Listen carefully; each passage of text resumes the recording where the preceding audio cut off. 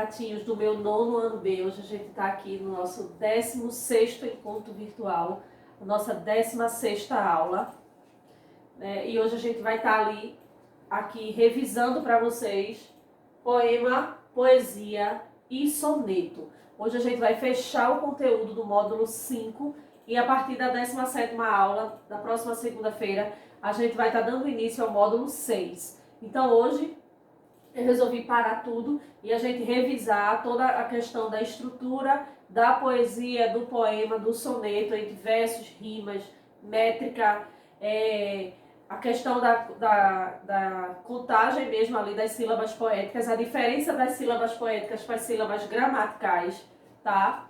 Então hoje, nossa 16º encontro virtual, a gente vai estar revisando isso aqui, poema, poesia e soneto para o 9º ano B do Centro Educacional Prisma. Aqui eu já trago para vocês essa imagem que eu achei linda, que a gente tem aqui poesia, poema e soneto, tá? Aqui eu trago a definição dos três e eu peço mais uma vez e incansavelmente que vocês do 9º ano, do meu 9º ano B, peguem o livro, peguem o caderno para fazer as anotações e as observações que vocês ainda não fizeram, por mais que seja um assunto que a gente já venha trabalhando há 2 semanas, ok? Então aqui eu trago a poesia, contempla diferentes formas de expressões, pode estar presente na música, nas artes plásticas e até mesmo em situações do nosso cotidiano.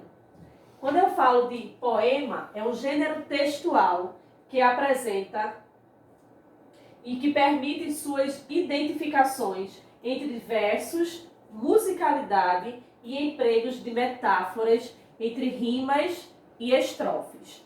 Quando a gente vem aqui e fala um pouquinho sobre o soneto, que é um outro texto literário que tem uma forma fixa, clássica, e é composta entre 4 estrofes, sendo 2 quartetos e 2 tercetos.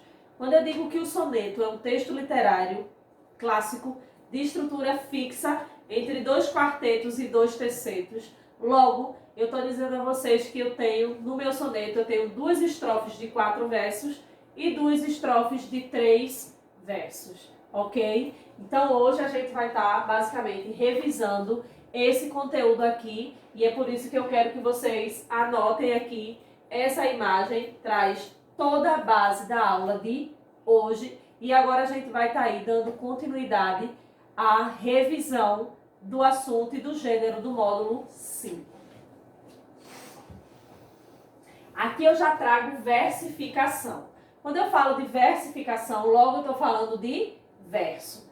Versificação nada mais é do que um conjunto de métodos utilizados na arte de compor versos, fazendo uso para um efeito de alguns elementos que ocorrem para a harmonização e a beleza do gênero lírico, tais como ritmo, metrificação, rima e entre outros. Quando eu falo que ele é um texto lírico, é um gênero lírico, quem lembra aí de vocês o que seria e por que teria esse nome? Quem lembra? Na aula 13, que foi a nossa primeira aula de poema, eu trouxe para vocês o porquê ele é chamado hoje de um texto lírico, de um gênero lírico. Porque no seu surgimento, ele era declamado, né, ele era recitado em coretos e ao som do instrumento chamado lira.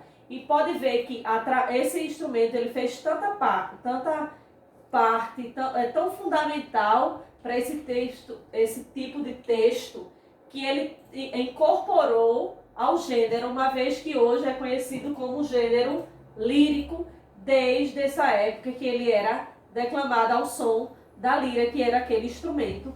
E por conta também e influência desse instrumento, a gente começou a ter o ritmo e a rima nos versos. E aí, por isso é um texto totalmente com ritmos, rimas, existe uma musicalidade na estrutura do poema, por mais que a gente saiba que existem poemas, né, os contemporâneos, que ele traz versos brancos e livres, que são aqueles poemas que eles não obedecem a essa estrutura de poema, onde não há necessidade, ou o autor não tem a obrigação mesmo de colocar nessa estrutura a rima ou o verso. Por isso a gente chama de versos livres ou brancos, ok? Então a gente vai ver agora mais um pouquinho sobre versos e estrofes. Como é uma revisão e é tudo muito só de pontos, né, que a gente tudo isso aqui já foi apresentado para vocês, eu trago dizendo que versos é cada linha do poema, porque cada linha ali que corresponde do meu poema é denominado como verso. Ele tem 10 linhas, 10 versos, ok? Se esse slide fosse um poema, aqui eu teria 1, 2, 3, 4, 5 versos. Por que 5 versos?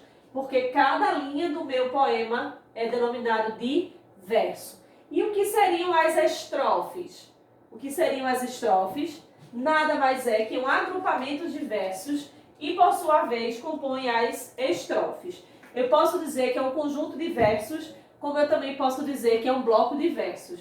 Bloco de versos ou conjuntos de versos denominam-se as estrofes, ok? Aqui eu falo um pouquinho mais sobre o soneto, né, que é aquele texto literário de estrutura fixa, que diz o seguinte: foi provavelmente criado pelo poeta humanista italiano Francesco Petrarca em 1304, e ele veio a falecer em 1374. Tá? A palavra soneto vem do italiano com o significado de pequeno som a referir-se na sonoridade e na produção de versos. Então, o soneto seria basicamente aquele pequeno som, né, que faz parte e se faz necessário na estrutura de um poema. Quando eu falo de estrutura fixa para soneto, é o que eu já falei lá no início desta aula e das outras aulas, que é um único texto literário que tem sua estrutura fixa distribuídos em 14 versos. Soneto ele tem 14 versos distribuídos em 2 estrofes de 4 versos e 2 estrofes de 3 versos, somando 14. Então, o soneto é o único texto literário de estrutura fixa. Agora a gente vê um pouquinho sobre rima e ritmo. Por que sempre estuda juntos os dois, rima e ritmo? Porque o ritmo se dá devido à presença das rimas, ok? Então aqui, o ritmo é propiciado mediante a sonoridade de uma sucessão de sílabas tônicas e átonas, sílabas poéticas, as quais distinguem-se das sílabas gramaticais. Então o ritmo, ele aparece mediante essa sonoridade que se dá devido à rima. Lembrando que as rimas, elas vão estar sempre apresentando do meio para o final de cada verso, tá? Nos versos que se faz presente as rimas, elas sempre se apresentam do meio para o final, como a gente já viu na aula passada. Rima. A rima é mais um dos recursos utilizados para dar melodia ao verso. Quando eu digo que a rima é mais um recurso para dar melodia a esse texto literário, porque a presença dessa rima dá ao meu texto literário o ritmo e aquela sonoridade que na leitura do poema a gente parece que está ali cantando, não é, o texto, e é por conta desta rima e desse ritmo, que se faz presente no texto literário. Há, todavia, versos que não apresentam rimas, que são chamados de versos brancos e livres, que foi o que eu acabei de falar para vocês um pouquinho antes desse slide, que quando um poema ele é mais contemporâneo, né?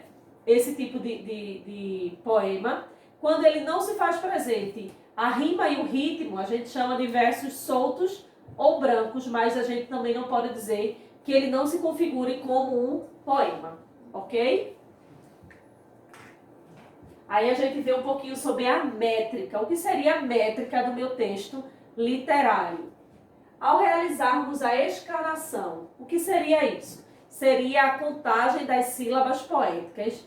E lembrando que quando a gente for fazer as contagens ali das sílabas poéticas, mais uma vez eu digo a vocês sílabas poéticas difere das sílabas gramaticais. Como eu também já falei para vocês lá na 13ª ou 14ª aula, foi a primeira vez que a gente estudou aí a métrica do texto literário.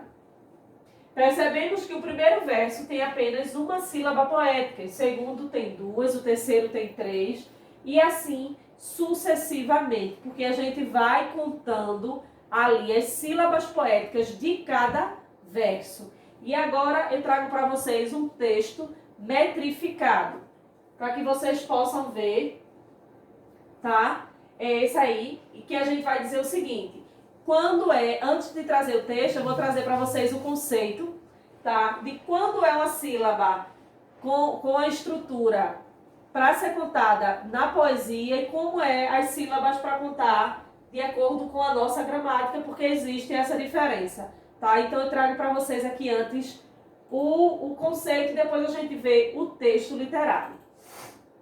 A contagem das sílabas literárias ou sílabas poéticas se distingue da contagem das sílabas gramaticais.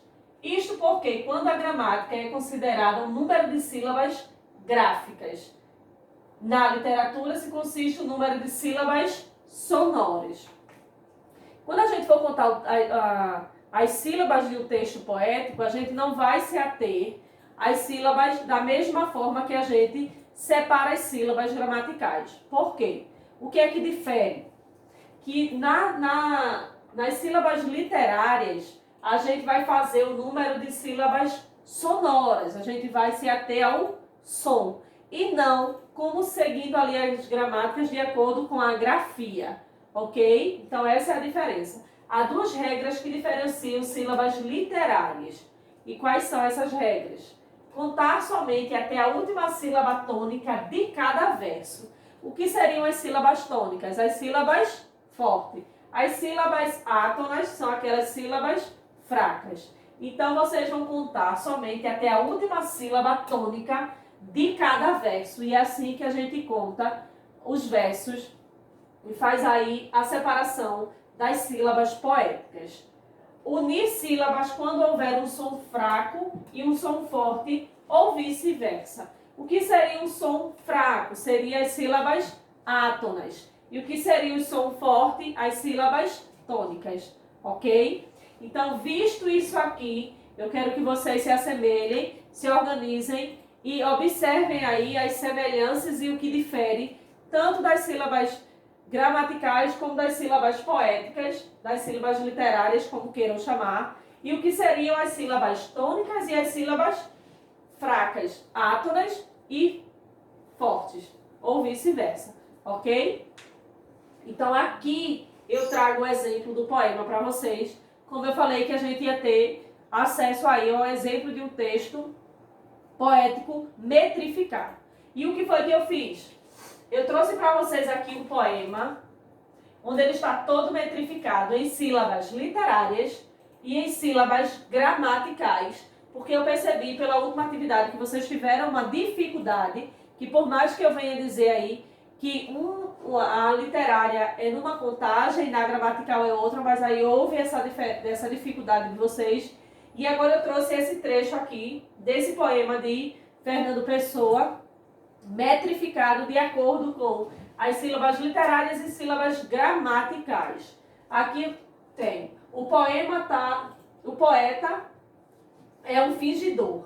Percebam, o poeta é um fingidor. Se for separar metricamente como se deve num texto literário, ele tem 7 sílabas literárias. Se fosse pelas sílabas gramaticais, ele tem 9. Porque aqui ele vai seguir toda a nossa gramática. E aqui, nessa contagem aqui que dá 7, eu vou seguir a questão do som. As sílabas poéticas, elas se atêm ao som de cada palavra. As gramaticais não, que seguem aquela regra já conhecida por vocês. Finge tão completamente um outro verso, onde eu tenho aqui 7 sílabas literárias e 8 sílabas gramaticais. Aqui eu tenho um outro exemplo e percebam que literária são 7 e 9 sílabas gramaticais e assim segue E é desta forma que um pouquinho mais na frente eu vou mandar vocês fazerem na atividade de casa. E essa é a diferença de sílabas poéticas para as sílabas gramaticais, ok? O que seriam as sílabas poéticas? Mais uma vez eu estou aqui mastigando esse assunto pela dificuldade apresentada por vocês. A sílaba poética corresponde a uma unidade sonora, como eu já falei, ela se atém ao som, não pela grafia, já que a poesia é um gênero textual feito para ser declamado. Por isso é realizado e pensado num ritmo. E isso significa que a sílaba poética é diferente da sílaba gramatical, pois ela se leva à consideração não a gramática, mas sim ao som das palavras, tá? E eu espero que com essa observação vocês tenham agora entendido da diferença. As sílabas poéticas vão se ater ou vão se apegar ao som de cada palavra, diferente das sílabas gramaticais que vão ali de acordo com a grafia e segundo a nossa gramática. E como eu falei para vocês, tá aqui uma atividade que é um texto de um dos maiores poetas líricos conhecidos brasileiros, que é Gonçalves Dias, que aqui eu peço para que vocês dêem uma pausa, né, para copiar todo o poema, ou se vocês quiserem pesquisar na internet, copiar no caderno, eu quero ele copiado no caderno, não quero ele impresso. Você vai copiar, tá? Cada pontinho desse aqui eu tenho um poema com 5 estrofes, tá? Então são 5 blocos de versos. E aqui a gente fala sobre a nossa terra e como ele achou, como Gonçalves Dias via o nosso Brasil, a nossa fauna, a nossa flora, e foi através dele que ele escreveu aí esse poema, Minha Terra Tem Palmeiras, onde canta o sabiá, as aves que aqui gorjeiam, não gorjeiam como lá, é um texto super conhecido, e é com base neste texto que eu quero que vocês façam, não a separação das sílabas gramaticais, e sim das sílabas poéticas. Dúvidas sobre essa atividade a gente tem até segunda-feira que vem, por e-mail, e quinta-feira, 13 horas, a gente tem o nosso encontro remoto. Então é quando vocês podem aí, caso tenham dúvidas, tragam para mim sobre essa atividade.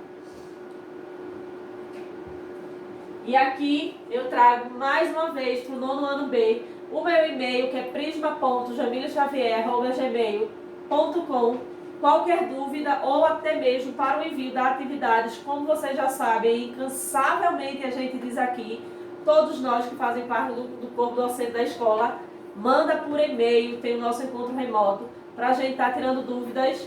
E por hoje é só a nossa revisão sobre poema e até segunda-feira.